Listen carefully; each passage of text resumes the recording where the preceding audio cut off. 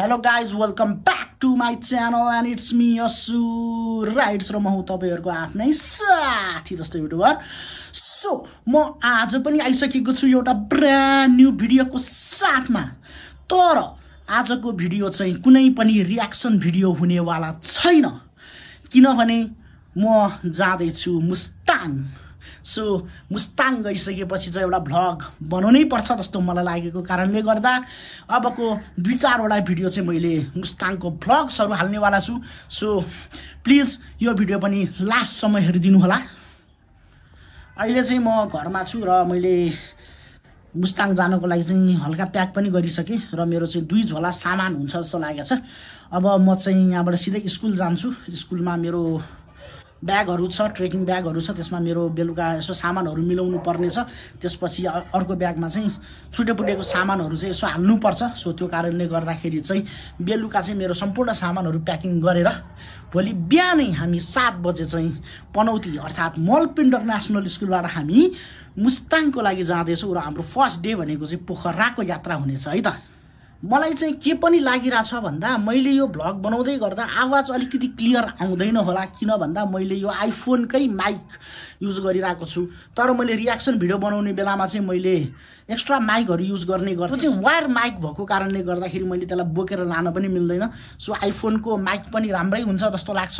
तपाईहरुले चाहिँ सम्पूर्ण आवाजहरु सुन्नुहुन्छ होला, त्यस्तो नसुनिने पनि हुन्छ जस्तो मलाई लाग्दैन है। सो अब चाहिँ म यहाँबाट एटीएम जान्छु। एटीएम गएर चाहिँ अलिकति पैसा निकाल्नु छ। अलिकति पैसा निकालिसकेपछि चाहिँ म सिधै अब स्कुलको यात्रामा जानु पर्यो।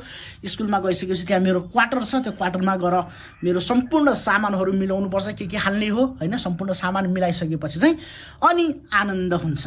यो एउटा झोला छ। यो झोलामा चाहिँ मैले के सामान हाले भनेर एक्चुअली मैले चेक पनि गरिसके। फेरि के गरी सामानहरु छुट्यो भने चाहिँ फेरि अय्या भयो भने त गाह्रो पर्छ। सो ल अब हामी सिधै यात्रातर्फ जाउँ।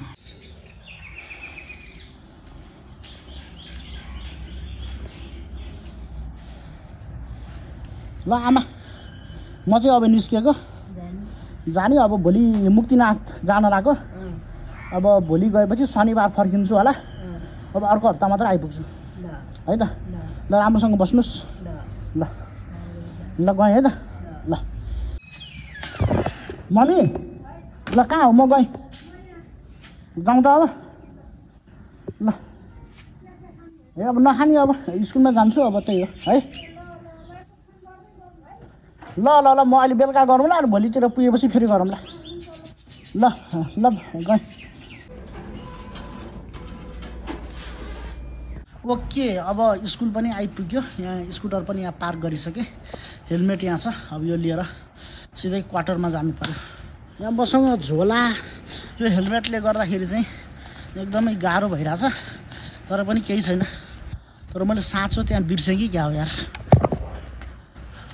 साँचो स्कुटरमै छ। अब क्वार्टरतिर जानु पर्यो। ओके म चाहिँ अहिले स्कुलको रुममा छु र मैले चाहिँ 1-1.5 घण्टादेखि चाहिँ मजाले प्याकिङ गरेँ। लगभग 99% प्याकिङ सिद्धियो। अब छुटपुट भनेको चाहिँ अब भोलि बिहान त्यो अब मन्जन बुरुसहरु फेसवासहरु चाहिँ भोलि बिहान अलिकति गर्छु। लगभग कामहरु सिद्धियो। अनि अब बेलुका चाहिँ एकचोटि रेसिडेन्सी जानुपर्ने छ। मेरो ग्रेडको बच्चाहरूले चाहिँ कतिको प्याकिङहरु गरे के गरे भन्ने कुरा चाहिँ अहिले अब एकछिनमा हेर्न जान्छु खानासाना खाइसकेपछि। अनि अब हामी एकैचोटि भोलिपल्ट भेटौँ है त। ओके आज चाहिँ नेक्स्ट डे। अहिलेको बिहानको 5:30 भइसकेको छ। हाम्रो चाहिँ बिहान 6 बजे ब्रेकफास्ट भनेको छ। सो अब चाहिँ म 10 मिनेट वा 15 मिनेट अगाडि नै जान्छु किन भन्दाखेरि टिचर भइसकेपछि अलिकति अगाडि नै जानुपर्छ। अब आज चाहिँ हामी मुस्ताङको यात्रामा जाँदैछौँ र आजको रात भनेको चाहिँ हाम्रो पोखरामा हुन्छ। तपाईहरुलाई चाहिँ म भ्लगहरु देखाउँदै गर्छु। सो फुल भिडियो हेर्दिनुस् है त। अहिले चाहिँ बिहानको 6:50 भइसकेको छ।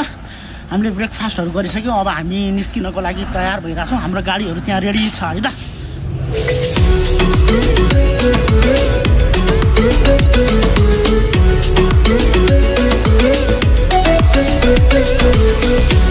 ओके हामी चाहिँ यहाँ ब्रेकफास्ट खानको लागि सिमले भन्ने ठाउँमा आएको छौँ र यो रेसोर्टको नाम चाहिँ द क्लिफ साइड भनेको छ। अब हामी चाहिँ यहाँ ब्रेकफास्ट खाएर त्यसपछि चाहिँ हामी घर फर्किन्छौँ। आई मिन डेस्टिनेसनमा फर्किन्छौँ जस्तो मलाई लाग्छ है त।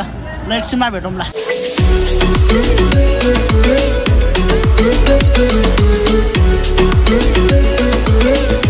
अब यो ब्रेकफास्ट चाहिँ एकदमै दामी मिठो मिठो मिठो लाग्यो मलाई चाहिँ है, मजाले थपेर पनि खाएँ।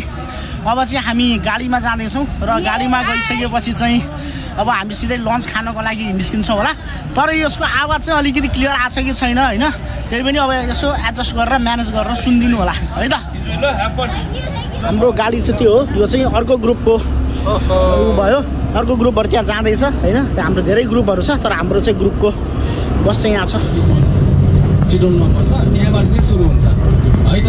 अनि यो त्रिशुली रिभरमा अहिले हामी अहिलेको टाइममा सिजनको टाइममा अहिले तपाईँहरू राइटतिर हेर्दै जाँदै हुनुहुन्छ भने तपाईँहरू यदि लक्की हुनुहुन्छ भने मान्छेहरू त्यहाँ राफ्टिङ गरेर आएको पनि देखिन्छ। ठिक छ, हाम्रो त्रिशुली रिभर पनि त्रिशुली मात्र नभएको पनि नेपालको धेरै रिभरहरू राफ्टिङको लागि एडभेन्चर स्पोर्ट्स भन्छ हामी, वाटर एडभेन्चर स्पोर्ट्स, त्यसको लागि एकदमै फेमस छ। र यो त्रिशुली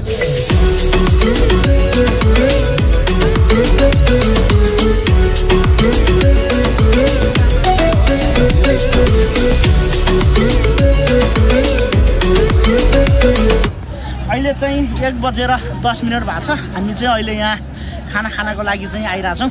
सो यो होटलको नाम चाहिँ ठ्याक्क मैले बिर्सेँ, अहिले हेरेर भन्छु। र यो होटलमा चाहिँ म पहिला पनि पुरानो स्कुलबाट चाहिँ खाना खान आएको थिएँ, एकदमै मिठो छ है। त्यही त, ल के भन्नु छ त। ल अब खानासाना पनि खाइसक्यो, अब एकछिन यसो 5-10 मिनट चाहिँ यसो आराम गर्ने भन्ने हाम्रो डिसिजन छ। यहाँ रमाइलो भइरहेछ यहाँनिर। हेलो हेलो भाइहरू, हेलो भन्नु। यहाँ फेरि यस्तो चलेर बसिरहेको छ यिनीहरू है।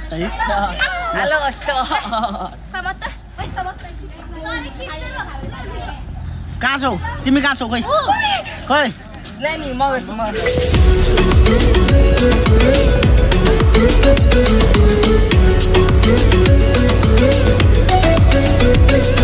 Finally we are at Pokhara.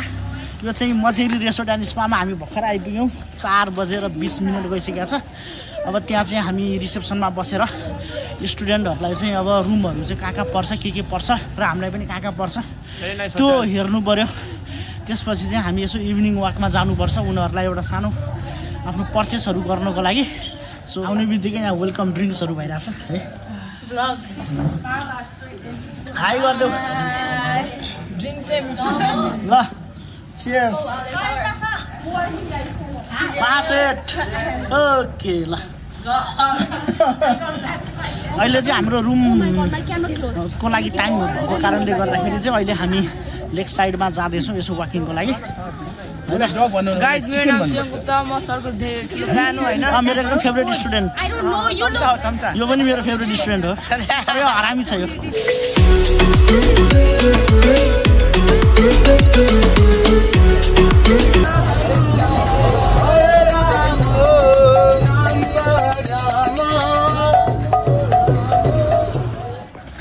जहाँसुकै गयो नि अब हामी जाने हो बिस्तारै चिलपारामा।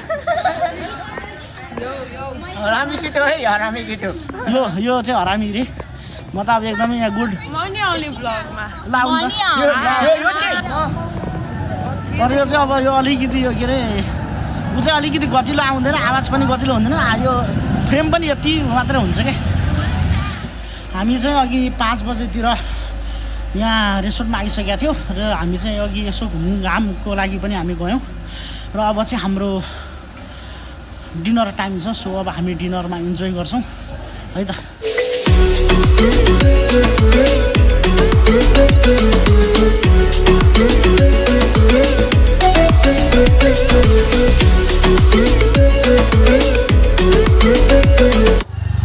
ओके, डिनर पनि भयो, अब रुममा पनि गयो। आजको दिन चाहिँ हामीले स्कुलबाट चाहिँ पोखरासम्मको यात्रा तय गऱ्यौँ। आज एकदम थकाइ पनि लागेको छ, तर यो भ्लगमा चाहिँ खासै के कुरा देखाउन पाइएन किनभने गाडीको गाडी भएको कारणले गर्दाखेरि केही पनि देखाउन पाइएको छैन। भोलि पनि त्यस्तै हुने हो कि जस्तो लाग्छ। भोलि पनि गाडी टु गाडी हो, तर भोलि चाहिँ अलिकति हिमालहरू देखिन्छ होला जस्तो लाग्छ। सो यदि तपाईँले मेरो च्यानललाई लाइक र सब्सक्राइब गर्नुभएको छैन भने छिटो गर्नुहोस्। म यस्तै दामी दामी कन्टेन्टको साथ फेरि उपस्थित हुनेछु। त्यतिन्जेलको लागि हस्त नमस्कार, बाई बाई।